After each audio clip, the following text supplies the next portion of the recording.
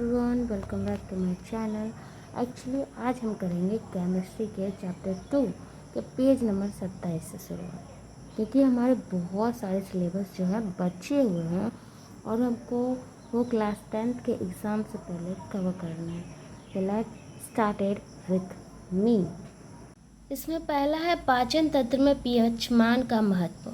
हमारे पेट में हाइड्रोक्लोरिक अम्ल बनते रहते हैं जो हमारे भोजन के पाचन में सहायक होते हैं, जिसका पीएच मान 1.0 होता है। हमारे पेट के अंदर प्रतिदिन हाइड्रोक्लोरिक एसिड बनते रहता है, यानी HCl अम्ल बनते रहता है, जिसका पीएच मान जो होता है 1.0 के लगभग कायम रहता है। इसमें पेट को कोई नुकसान नहीं होता है। हाइड्रोक्लोरिक एसिड जो होता है वो भोजन को पचाने में कार्य करता है और इससे पेट को कोई भी नुकसान नहीं होता है।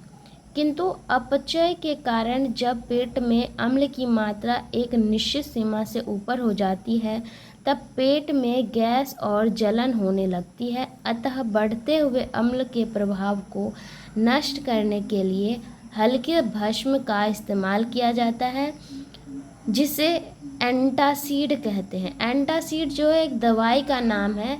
एक्चुअली जब पेट में हाइड्रोक्लोरिक एसिड अत्यधिक बनने लगता है, यानी कि सीमा से ज़्यादा बनने लगता है, तो उस अम्लता को कम करने के लिए क्षार का प्रयोग किया जाता है और क्षार में जो है एंटासीड दवाई का प्रयोग किया जाता है। मिल्कल ऑफ मैग्नीशियम हाइड्रोक्साइड और सोडियम हाइड्रोजन कार्बोनेट जैसे हल्के भस्म प्राय इस्तेमाल में किए जाते हैं अम्लता को कम करने के लिए। उसके बाद आता है पीएच परिवर्तन का दांतों पर प्रभाव। जब हम शर्करा युक्त भोजन करते हैं तब यह मुंह में मौजूद बैक्टीरिया द्वारा अपघटित होकर अम्ल बनाता है। जब मुंह का पीएच मान 5.5 से कम हो जाता है तब दांत के दंतवल्लक क्षतिग्रस्त होने लगते हैं।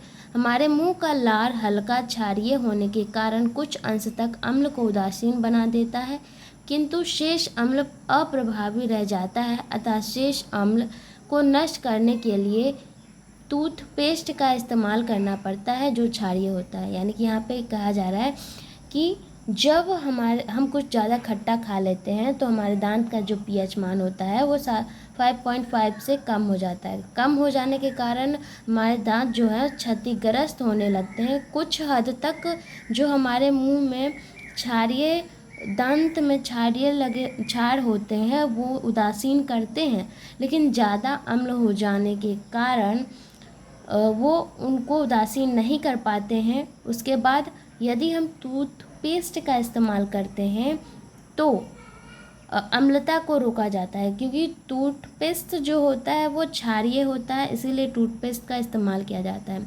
उसके बाद नीम के दातून के रस के क्षार में क्षार रहता है, अतः नीम के दातून से दांत साफ करने से भी दांत की रक्षा होती है। और फिर नीम का जो दातून होता है उसका इस्तेमाल किया जाता है, क्योंकि नीम के दातून प्रायः क्षारीय ही होते हैं और नीम के दातून का प्रयोग किया जाता है अम्लता को कम करने के लिए। और अगर हम नीम के दातून का प्रयोग करेंगे दांत क्षरण भी कम हो सकता है।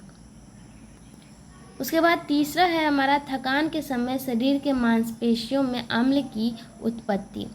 शारीरिक परिश्रम करने में लैक्टिक अम्ल बनता है। यानी जब हम शारीरिक परिश्रम करते हैं तो हमारे शरीर में कौन सा अम्ल बनता है? लैक्टिक अम्ल बनता है, जो हमारे शरीर की मांसपेशियों में दर्द और काढ़ापन ला देता है। इस अवस्था में मांसपेशियों में ऑक्सीजन की आपूर्ति कम हो जाती है, जिससे ऊर्जा का उत्सर्जन कठिन हो जाता है। यानी कि जब हम बहुत ज़्यादा मुश्किल काम करते हैं तो हमारे शरीर में लैक्टिक अम्ल बनता है, जो हमारे शरीर में के मांसपेशियों में दर्द और काढ़ापन ला देता है। इस अवस्था में मांसपेशियों में ऑक्सीजन की मात्रा जो होती है वो कम हो जाती है और ऊर्जा का उत्सर्जन कठिन हो जाता है। फलतः वात निरपेक्ष उपापचय की क्रिया का वेग बढ़ जाने से मांसपेशियों में लैक्टिक अम्ल एकत्रित हो जाता है। यानी कि उपापचय की जो क्रिया होती है उसका अगर वेग बढ़ा दिया जाए तो मांसपेशियों में लैक्टिक अम्ल एकत्रित हो जाता है। और चौथा है हमारा अम्ल के प्रयोग से बर्तनों के धब्बों को दूर करना। कॉपर के बर्तन पर भस्म कॉपर ऑक्साइड की परत जम जाती है, यानी जो कॉपर का बर्तन होता है उसमें भस्म कॉपर ऑक्साइड की परत जम जाती है, कारण उनकी चमक बदरंग हो जाती है। चूँकि नींबू के रस में सिट्रिक अम्ल होता है, नींबू के रस में कौन सा अम्ल होता है? सिट्रिक अम्ल, सिट्रिक अम्ल या सिट्रिक एसिड। अतः बर्तन की सतह को नींबू के एक टुकड़े से रगड़कर साफ कर देने से बर्तन की चमक वापस लौट आती है, यानी कि बर्तन की सतह पर नींबू के एक टुकड़े से रगड़ने पर बर्तन की चमक वापस आ जाती है। यानी कॉपर का कोई बर्तन होता है तो उसमें भस्म कॉपर ऑक्साइड की एक परत लग जाती है, अगर हम उसमें नींबू के एक टुकड़े से साफ़ करें तो उसके ऊपर जो दाग धब्बे हैं वो हट जाएंगे और वो फिर से चमकीला हो जाएगा। नींबू में उपस्थित सिट्रिक अम्ल भस्म कॉपर ऑक्साइड से अभिक्रिया करके कॉपर सिट्रिक बनाता है, जो जल के साथ बाहर निकल जाता है।